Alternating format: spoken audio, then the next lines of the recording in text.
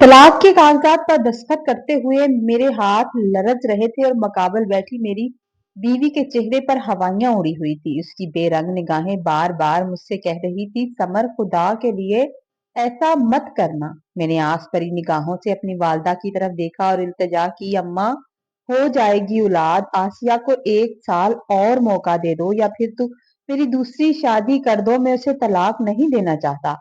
मैंने ये बात शकिस्ता लहजे में कही थी। माँ ने माथे पर तेवरी चढ़ाकर दो टोक अंदाज में कहा था, बस कर दे समर, कब से तेरे ड्रामे देख रही हूँ, जल्दी साइन कर और फारग कर उसे। तब सारा भी अम्मा का साथ देने लगी। अरे भाई, ये तुझे औलाद नहीं दे सकती, तेरी होनी होती तो कब की हो जाती। 5 साल हो गए तेरी शादी को, मेरी होने वाली नंद बहुत खूबसूरत है, वो तुम्हें बहुत खुश रखेगी। और तुम देखना कैसे 1 साल के बाद ही मेरा भतीजा घूमेगा इस घर में। वो अम्मा को मजीद सब्ज बाग दिखा रही थी। अम्मा ने फिर मेरे कंधे पर थप्पड़ मारा और हुक्म दिया कि कर साइन, लिख जो लिखा है उसको कागज दे और फारिग करके वो जाए यहाँ से। मैं मजबूर और बेबस हो चुका था। कागज पर साइन करते ही यूं लगा जैसे दुनिया खत्म हो गई। एक नजर आसिया पर पड़ी तो उसने कर्ब से आंखें बंद कर ली थी। मेरा नाम समर था और मैं अपनी माँ का इकलौता बेटा था। मेरी 3 बहनें थी, जिनमें 2 मुझसे बड़ी थी। बड़ी दोनों की शादी हो चुकी थी, एक लंदन में होती थी और दूसरी दुबई में, जबकि तीसरी सारा यूनिवर्सिटी में पढ़ती थी। अम्मा की बहुत लाडली थी। सारी जिंदगी अम्मा ने अब्बा पर रोब रखा था। अब्बा की घर में कोई नहीं सुनता था, वो किसी बेकार चीज की तरह कमरे के एक कोने में पड़े रहते थे। अम्मा मेरे बहुत लाड उठाती थी। फिर अम्मा ने अपनी मर्जी से ही मेरा रिश्ता तय कर दिया था, क्योंकि अब्बा का कपड़ों का कारोबार अब मैं संभालने के काबिल हो गया था और हालात काफी बेहतर हो गए थे। आसिया जब दुल्हन बनकर इस घर में आई तो खैर बरकत और बढ़ गई। वो किसी से कोई शिकायत नहीं करती थी, सारा दिन काम करती, अम्मा की खिदमत करती और सारा के आगे भी खाना ट्रे में सजा कर रखती थी। वो उसे अपनी छोटी बहन की तरह रखती थी और फिर मेरी भी हर चीज तरतीब से मिलने लगी, हर काम वक्त पर होने लगा। वो तो अल्लाह मियाँ की गाय लगती थी। मैं उसे पाकर बहुत खुश था। मैंने हमेशा ऐसी ही लड़की की आरजू की थी। शुरू में अम्मा और सारा भी उससे काफी खुश थी, मगर फिर यूनिवर्सिटी में सारा ने किसी को पसंद कर लिया था। मुझे पता चला तो मैंने काफी हंगामा किया था। माँ ने मुझे बुलाया और समझाने लगी, जिस तरह मर्द को अपनी पसंद से शादी का हक हासिल है, इसी तरह औरत को भी पसंद करने का हक हासिल है। वो कौन सा उसके साथ भाग रही है, हम सबकी मर्जी से ही शादी करेगी। फिर मैंने अम्मा से कहा कि सारा को बोलो उस लड़के से कहे कि वो शराफत से रिश्ता भेजे। फिर तकरीबन 2-4 महीनों के बाद उस लड़के ने रिश्ता भेजा था। जैसे हमारे घर वाले तो इसी के इंतजार में थे, फौरन हाँ हो गई। मेरा और अब्बा का होना ना होना एक बराबर था, क्योंकि फैसले तो सिर्फ अम्मा ही करती थी। सारा की मंगनी के तकरीबन 1 साल बाद उन्होंने तारीख तय करने का फैसला किया और साथ ही हुक्म सादर कर दिया था कि समर की औलाद नहीं हो रही तो फिर उसके लिए भी सारा की नंद का रिश्ता ले लिया जाए। सारा का होने वाला शौहर अली की यही डिमांड थी कि उसके साथ उसकी बहन की भी शादी हो जाए और फर्ज अदा हो जाए। उसने ये बात सारा से की कि अगर तुम अपने भाई की शादी मेरी बहन से कर दो तो हम दोनों के भी रास्ते आसान हो जाएंगे और मेरी बहन भी खुश रहेगी, क्योंकि तुम्हारी भाई की तो औलाद नहीं है, इसलिए आप लोगों ने उसकी दूसरी शादी करनी ही है, तो फिर क्यों ना वो मेरी बहन से कर दी जाए। अली जानता था कि मैं काफी कमा लेता हूँ और घर के हालात भी बेहतर थे, तो उसने इस मंगनी से फायदा उठाना चाहा। मैंने अम्मा को बहुत समझाया, मगर अम्मा नहीं मानी। अम्मा ने कहा, अली की बात ठीक है, हमने तुम्हारी दूसरी शादी तो करनी है, तो फिर फरवा से क्यों नहीं, वो अच्छी लड़की है। काफी दिन मैंने गुस्सा भी किया। आसिया भी कहती रही कि उसका क्या कसूर है, मगर मेरी माँ को रहम नहीं आया। फिर कुछ दिनों के बाद अली की माँ घर पर आई और उसने कहा कि हम 1 महीना पहले सारा और अली का निकाह करना चाहते हैं। ये हमारा रिवाज है कि हम निकाह पहले करते हैं। हम नहीं जानते थे कि ये उनकी एक साजिश थी। फिर सारा और अली का निकाह हो गया और रुखसती से 1 हफ्ता पहले उन्होंने कह दिया कि समर को अपनी बीवी को तलाक देना होगी। ये फरवा की ख्वाहिश है, वो अपने होने वाले शौहर को बांट नहीं सकती। मेरे लिए परेशानी और बढ़ गई थी। अम्मा ने 2 दिन के बाद हुक्म सादर कर दिया था कि अली का कहना है कि जो मेरी बहन कहती है वही होगा, वरना वो सारा को तलाक दे देगा।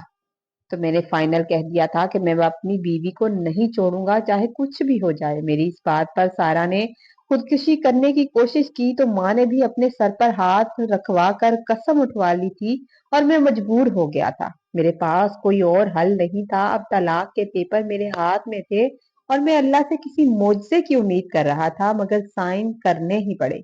میری معصوم بیوی روتے ہوئے اپنا سامان اٹھا کر ایک نظر میری طرف ڈال کر چلی گئی تھی۔ میرا دل خون کے آنسو رو رہا تھا کہ یہ میرے سے کیا ہو گیا۔ باہر بیٹھی بہنیں بھی مجھ پر ہی زہر ڈالتی رہیں۔ اگلے ہی دن میں آسیہ کے گھر پہنچ گیا تو اس کی اماں نے کہا کہ اس کی طبیعت ٹھیک نہیں تھی، ہم ہاسپٹل لے کر آئے، ڈاکٹر نے کہا کہ وہ ماں بننے والی ہے۔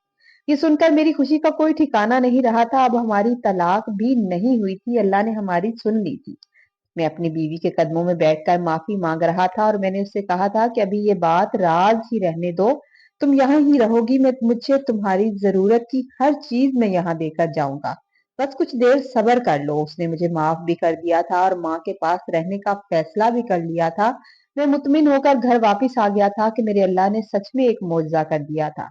پھر ایک ہفتے بعد سارا رخصت ہو کر چلی گئی اور فروا رخصت ہو کر گھر آ گئی۔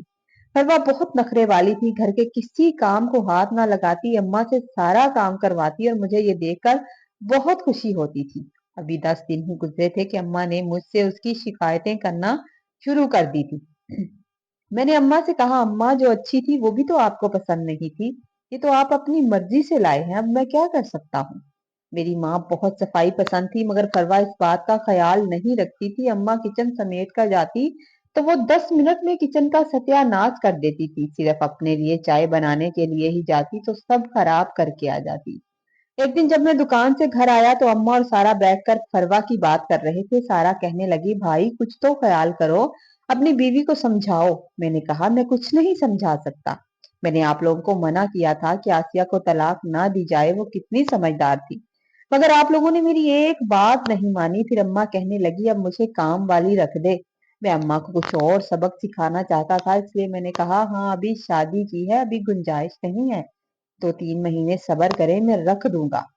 اب فروا کو اماں کی روک ٹوک بھی چبھنے لگی تھی، وہ مجھ سے بھی شکایتیں کرتی تو میں ایک کان سے سن کر دوسرے کان سے نکال دیتا تھا۔ میں اپنی پہلی بیوی کا پورا دھیان رکھتا تھا، اس کے کھانے پینے کا سامان میں ٹائم پر وہاں دے کر آتا تھا۔ مجھے یہ بھی اندازہ ہو گیا تھا کہ میں کتنی بڑی غلطی کرنے جا رہا تھا اور اللہ نے مجھے بچا لیا۔ پھر ایک دن اماں اور فروا کے بیچ کافی لڑائی ہوئی اور فروا نے اپنا سامان اٹھایا اور اپنے میکے چلی گئی۔ میں گھر آیا تو اماں رو رہی تھی، ایک لمحے کو مجھے دکھ بھی ہوا کہ میری ماں کے ساتھ اس نے ایسا سلوک کیا تھا، اماں کو دھکا دیا تھا، مگر میں خاموش رہا۔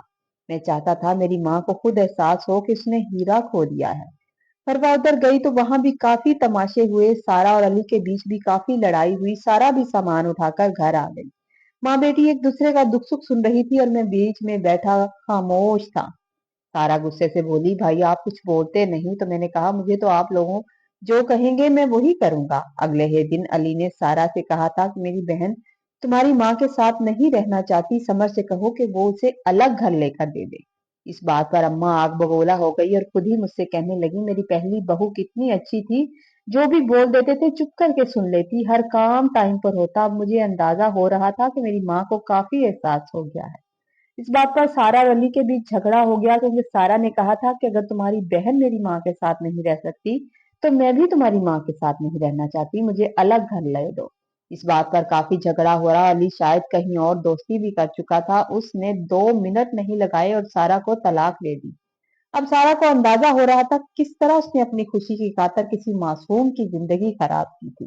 میں صبح دکان جانے کے لیے تیار تھا تو وہ میرے پاس آئی اور ہاتھ جوڑ کر مجھ سے معافی مانگ رہی تھی کہ بھائی مجھے معاف کر دو، میں نے تمہیں مجبور کیا تھا، کاش ہم بھابھی کو واپس لا سکتے، کاش گیا وقت دوبارہ آ سکتا۔